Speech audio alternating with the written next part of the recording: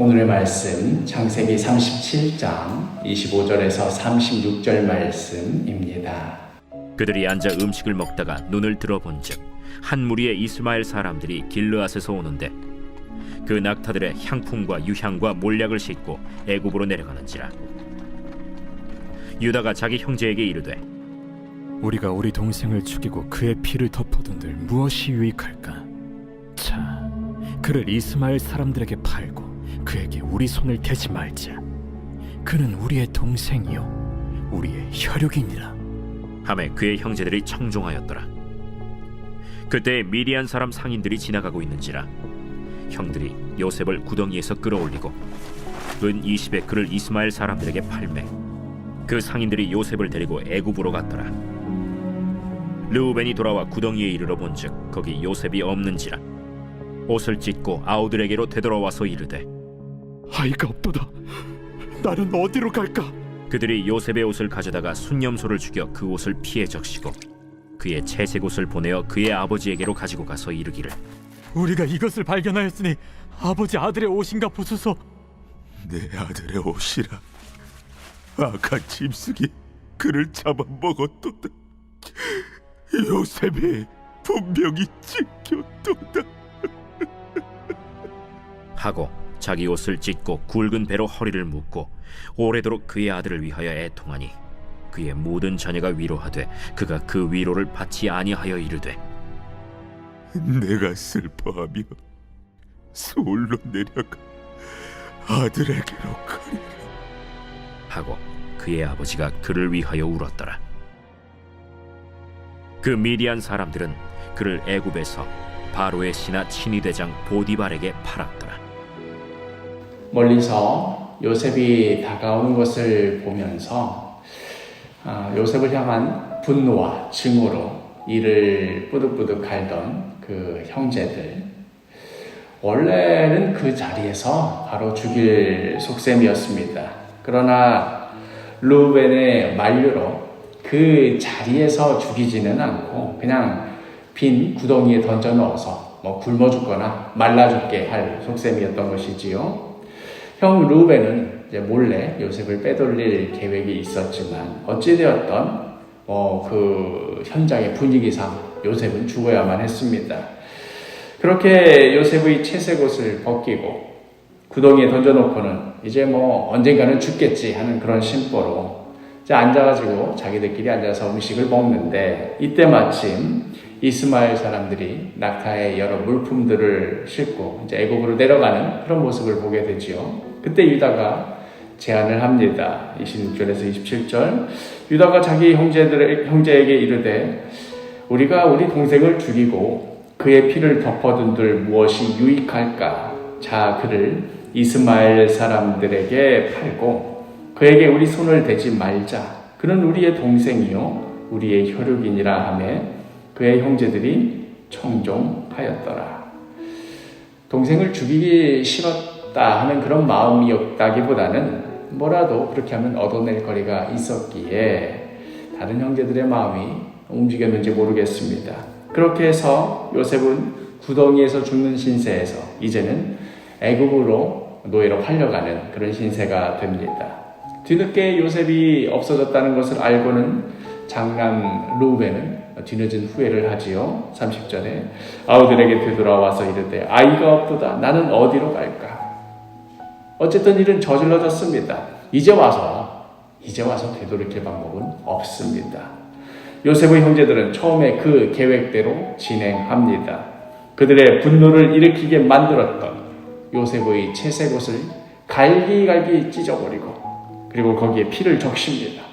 그리고는 그토록 자신들의 마음에 상처를 주었던 아버지에게 씩씩거리며 다가가서 한다는 말이 32절에 그의 채색 옷을 보내어 그의 아버지에게로 가지고 가서 이르기를 우리가 이것을 발견하였으니 아버지 아들의 옷인가 보소서 하매 그러자 야곱은 그대로 속아 넘어가고는 그 자리에서 자지러집니다. 33절에 아버지가 그것을 알아보고 이르되 내 아들의 옷이라 악한 짐승이 그를 잡아먹었도다. 요셉이 분명히 찢겼도다 하고 자기 자기가 또 심부름 보낸 거라 더더욱 아버지 마음은 찢어지지 않았겠습니까?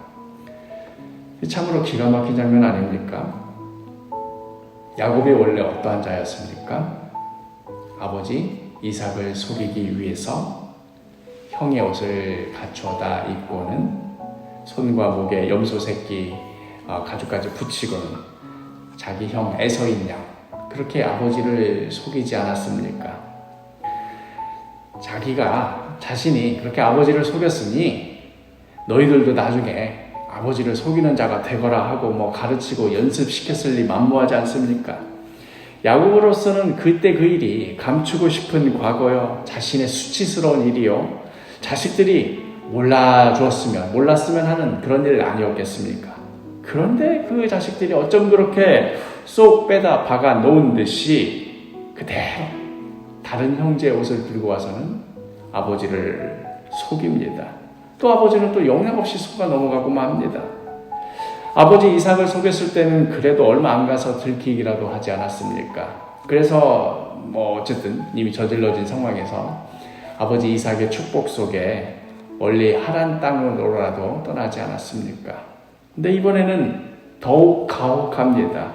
이놈의 아들들이 그 오랜 세월 동안 이런 반구 한마디 하지 않고 끝끝내 아버지를 속였습니다.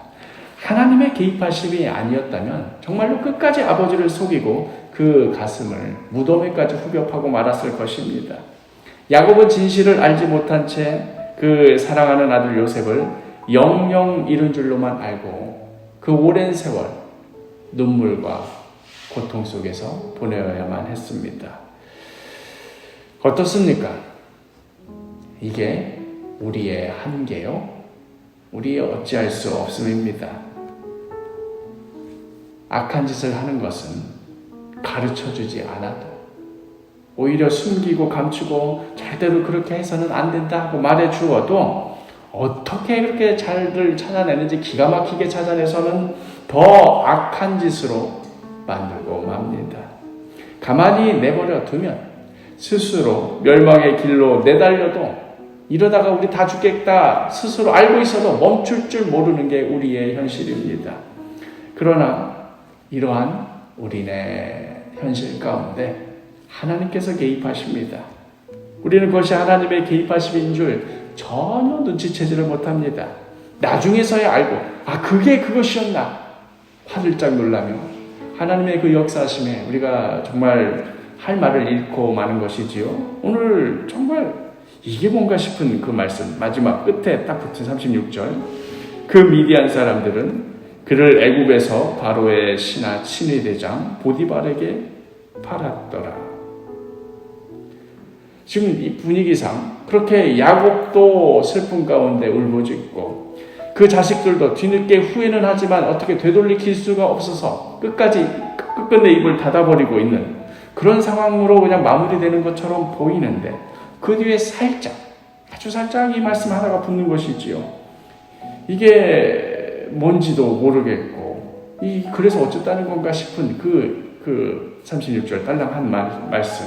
그런데 우리가 나중에서야 이게 얼마나 엄청난 일이 되는가 하는 것을 알게 되지요.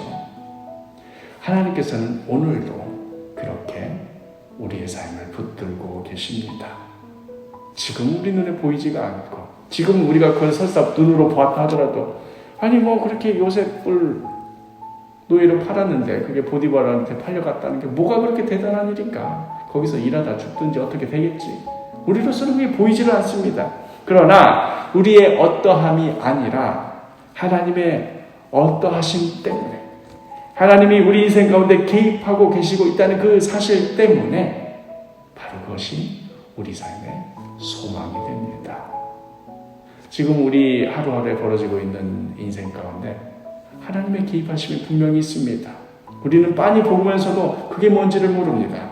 그러나 그것이 우리 삶의 소망입니다. 오늘 하루도 이러한 하나님 바라보며 하나님 의지하며 하나님께 감사하며 살아가는 복된 하루 되기를 간절히 축복합니다.